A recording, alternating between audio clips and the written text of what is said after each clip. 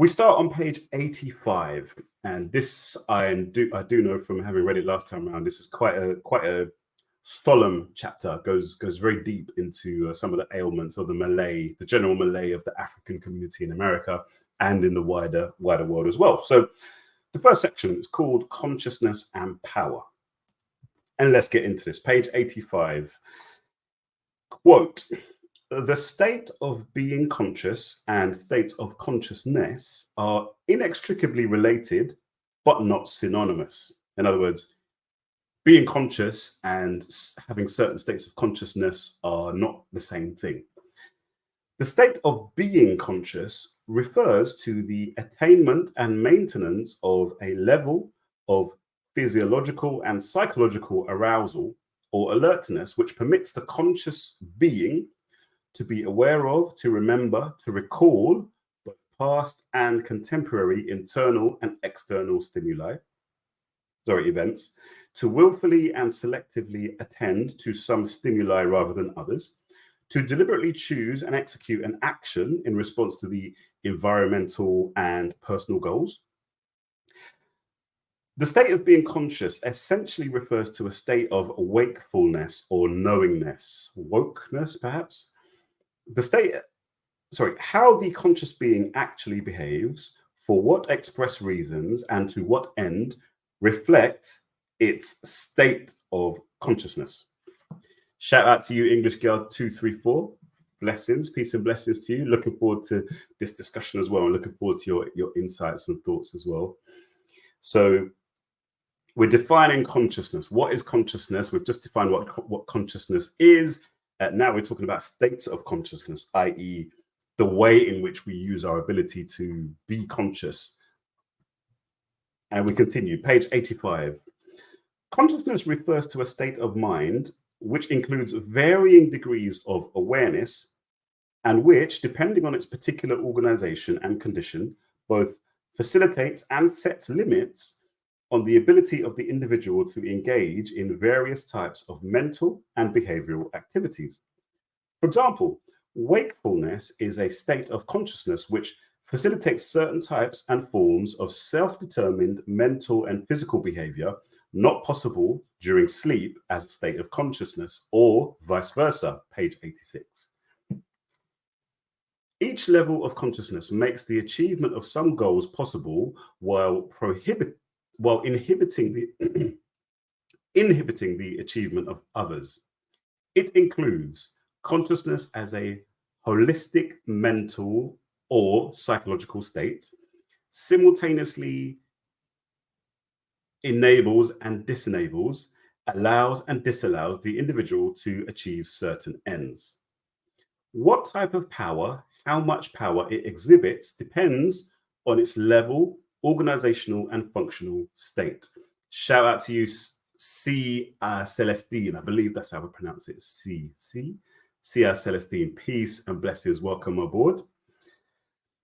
So we're on page 86. Wakeful consciousness is an active, goal-oriented, all-inclusive psychophysiological state of being.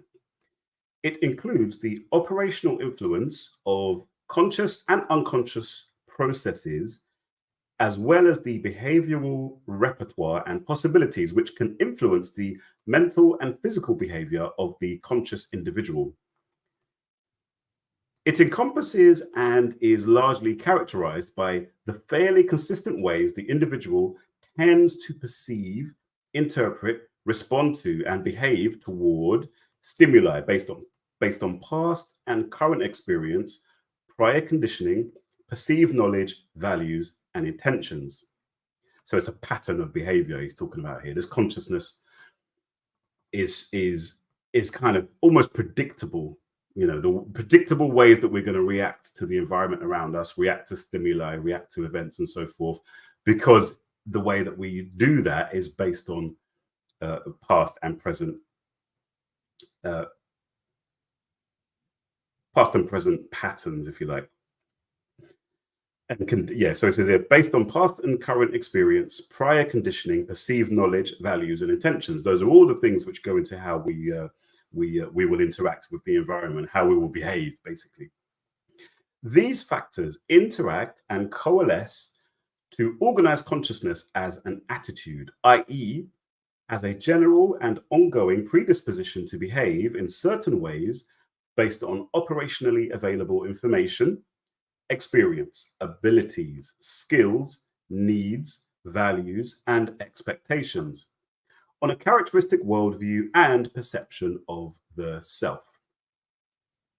So we're continuing. Most of these first few chapters have really been talking about what you might call human, or what in the mainstream, capitalist world, if you want to call it that, what might be called human capital. They call it human capital, of course, because everything's got to be commodified in this world. But that's what Baba Amos Wilson has really been focusing on, is how people behave and why people behave the way that they behave.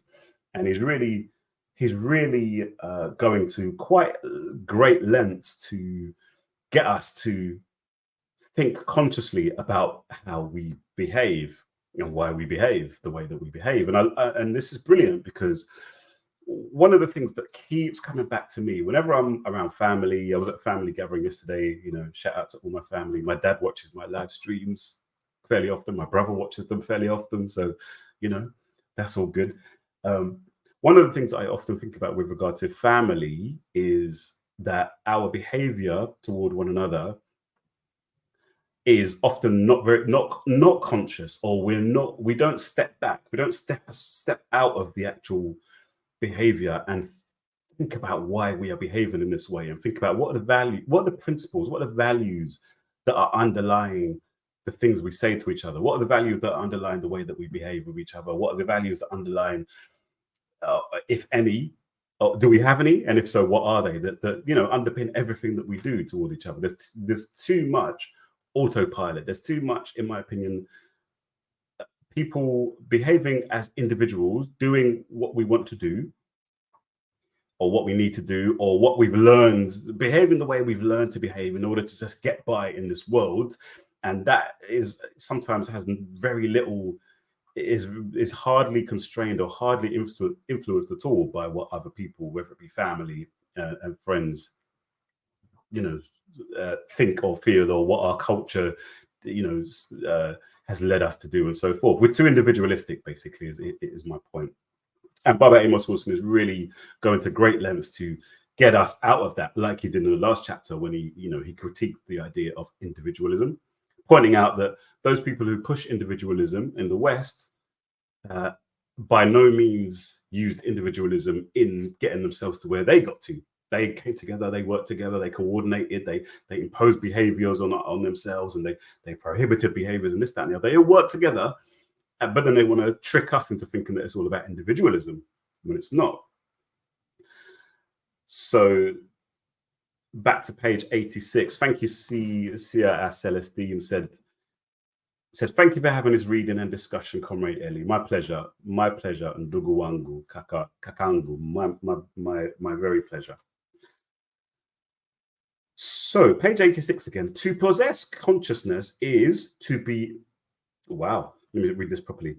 To possess consciousness is to be possessed by consciousness. For consciousness takes over and represents itself in the body as feelings, emotions, tastes, values, intelligence, and behavior.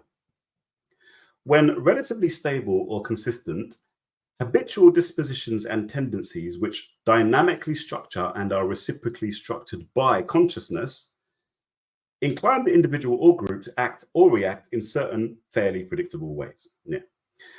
Bourdieu in 1991 refers to such a set of related tendencies as a habitus.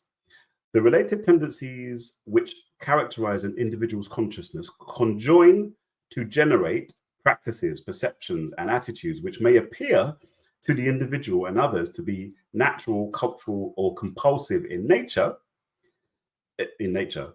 full stop. As interpreted by an editor of his work, Thompson, 1991, Bourdieu contends that, quote, the body is the site of incorporated history. The practical schemes through which the body is organized are a product of history and, at the same time, the source of practices and perceptions which reproduce that history. Oh, I love this. Thompson goes on to contend that Bourdieu's work implies that, quote, structured dispositions, inclinations, if you want to call it that, are also durable. They are ingrained in the body in such a way that they endure through the life history of the individual, page 87, operating in a way that is pre-conscious and unconscious, and hence not readily amenable to the conscious reflection and modification. As a durably installed set of dispositions, the habitus, which is these interrelated tendencies of behavior, habitus, the habitus tends to generate practices and perceptions, works and appreciations, which concur with the conditions of existence of which the habitus itself is the product. The habitus also provides individuals with a sense of how to act and respond in the course of their daily lives. It orients their actions and inclinations without strictly determining them. It gives them a feel for the game, a sense of what is appropriate in the circumstances and what is not, a practical sense, le sens pratique. The practical sense is not so much a state of mind as a state of the body, a state of being. It is because the body has become a repository of ingrained dispositions that certain actions, certain ways of behaving and responding seem altogether natural. Thompson cautions that, quote, when individuals act, they always do so in specific social contexts or settings.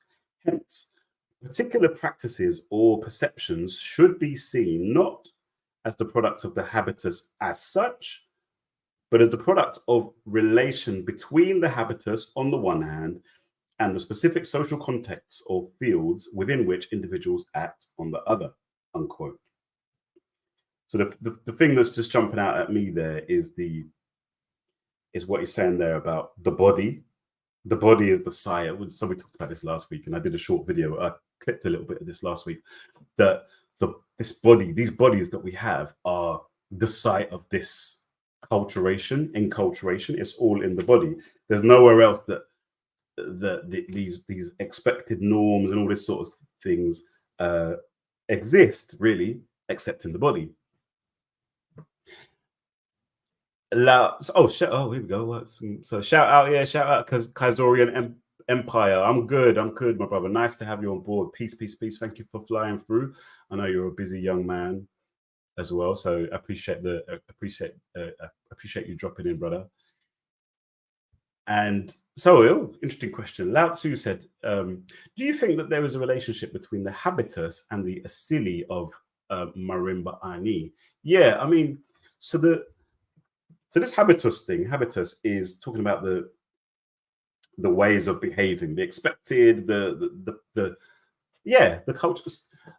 Maybe not. Yeah, it is. So the habitus, as was being defined here, is about the patterned ways, the patterned ways of behaving, the way the roughly expected ways that people behave. And absolutely thinking about the asili. So if I remember correctly, Marimba Ani's concept of the asili is the seed of a culture, the kind of ideological seed of a culture or a worldview, if you like. And that seed is made up of composed of two parts. There's the Utamawazo and the Utamarojo. The Utamarojo, start with that first, is like the energetic force, the energetic drive of that particular culture. What is it that drives people in this culture forward? And she of course spends 500 pages or so breaking down how the European Utamawazo is all about, is expansionist, it's destructive, it's all that sort of stuff. It's about expanding and absorbing and controlling and destroying, and then on the other hand is the Utamawazo, which is the more the cognitive forms that asili is expressed through. So yeah, I think this habitus is kind of like is very closely related. I'd have to think a little bit more about that. But yeah, this habitus is very closely related to Mama Ani's concept of the asili for sure. Maybe you could say that the habitus is more like an outcome of the asili. It's more of like a product of the asili, rather than being the asili itself. Definitely a relationship between the two, though. That was a question, and yeah, absolutely so. Clearly so. What a great book! What a great book Urugu is. Just phenomenal book Urugu is. If you guys haven't watched that series, then do check it out. It's on YouTube, so anyone can watch that. So we've been talking about this concept of the habitus, and so we're on page 87. We finished the quotes there. We're going to go back to Brother Amos now, and we read page 87. In addition to consciousness expressing or representing itself as the habitus, it actively incarnates itself in the organization of the body and the habitual ways the body expresses or deploys itself in the world. Bourdieu refers to this as the bodily hexis. Consciousness as bodily hexis is, to a very good extent, personal, cultural, and political history and mythology incarnate. That is, consciousness as shaped by political history and mythology, as personal experience and beliefs, is embodied, turned into a permanent disposition, a durable way of standing, speaking, walking, and thereby of feeling and thinking. Hence, to shape and organize consciousness is to a measurable extent to shape and organize the mind and body, as well as their behavioral deployment and expression. Yeah, so I remember gushing over that statement last time around, because he hinted at that last time around when he said that culture is in the body, and now he's just fleshing it out and expanding it more. And that's one of the marks of a for me anyway, one of the marks of a book that I'm just definitely gonna love is when concepts get introduced a little bit, and then later on in the book they get expanded a bit more, and then later on they get applied to different, so this is what he's doing here. It's all in the body. What we perceive as our ordinary wakeful consciousness is a very active state of mind or psychobiological state of being, which involves applying or using cognitive processes, i.e., selectively attending, encoding, thinking, reasoning, recalling, recollecting, evaluating, choosing, imagining, fantasying, daydreaming, processes to achieve certain ends. We're on page 88 now. In addition, it involves the application of various methods of information processing to what is known or recalled, believed, anticipated, expected, desired, or hoped for relative to what is not, and using their outcomes to direct or regulate mental and physical behavior in order to achieve some intended result.